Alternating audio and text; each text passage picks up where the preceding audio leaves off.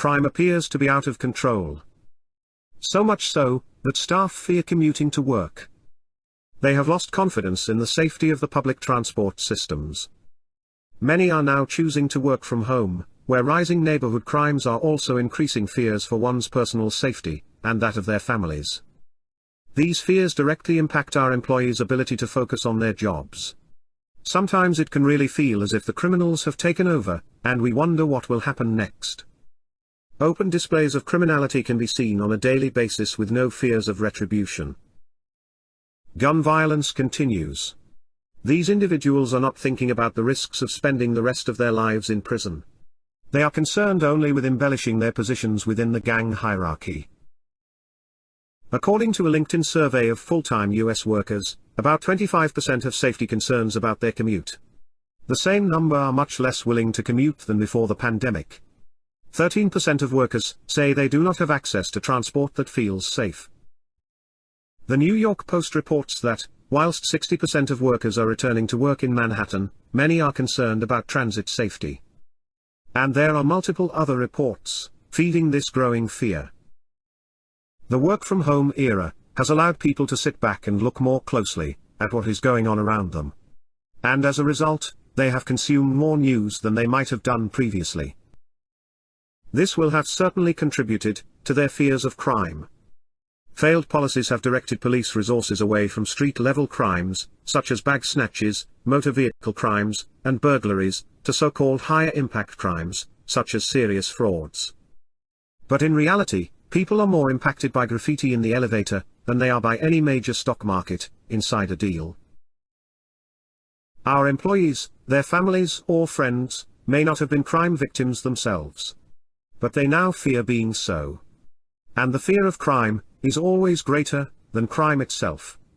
Work usually demands that staff cannot be at home to see their kids off to school in the mornings, or be there when they return home in the afternoons. This adds to the many concerns of parents in the workplace. Even 9-to-5 office workers have to work irregular hours. And they are serviced by those who clean the workspaces, or provide the daily supplies of coffees and other beverages. Our employees have to make it home. Too often, on late-night public transport, sitting in a carriage, alone. Just hoping no one will get on. And that they can make it to the next challenge, where she has to navigate her way through the countless homeless people, to reach another poorly lit platform. She knows that even if attacked on a crowded train, day or night, the chances of someone intervening to help her are low at best. As a result, offenders become more brazen. This particular individual didn't care that the carriage was full of other commuters, when he allegedly attacked and raped a woman, during a daytime commute. Fortunately for him, none of those other passengers intervened. Although multiple reports suggest that many of them had their cell phones pointed in the direction of the attack, possibly filming it. What do you think could have been their motivation for that? Are we now really so desperate for social media likes? Walking home alone in London, in March 2021, marketing executive Sarah Everard was abducted by a serving police officer, raped, murdered, and her body burnt beyond recognition to conceal the crime, and any clues it might later reveal. The case rocked the country. More promises were made to keep women safe.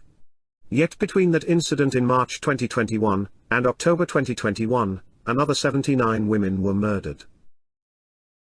Statistics from traditional safe zones, universities and colleges, suggest that almost 2/3 of students and graduates have experienced sexual violence at university. Oxford University coming in at number 2 on that list. Similar data exist in the United States, and many other countries. Many company employees have kids in university, out of reach from parental protection.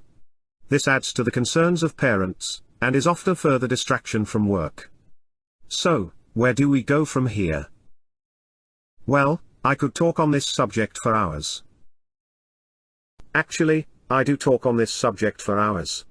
At universities, corporate training sessions, and government-sponsored international conferences on crime responses, as well as contribute to several international newspapers. And what I understand well, is that we cannot eliminate the many challenges we face each day, but we can manage them. There is a vast wealth of safety risk management knowledge, available to be shared in our very simple to absorb newsletter, Security Brief, which is available now, for companies to distribute amongst their workforces, each month. Instilling knowledge in our staff will give them the self-confidence they need to make them far less attractive to many offender types. Security Brief is fully researched, written, and presented by me. Backed up by my degree in security and risk management, and a master's degree in criminal psychology and criminology. In most cases, the annual price amounts to less than the cost of a cup of coffee. And this information is laid out just below. There are no catches, and any company that signs up will receive 3 issues at once. And if after reviewing them it is decided that this is not the direction in which you wish to travel, then the fee will be refunded, in full, with no questions asked.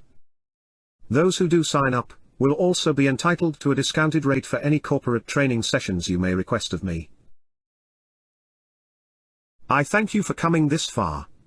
If you found the contents interesting, then please do share with colleagues, and/or friends.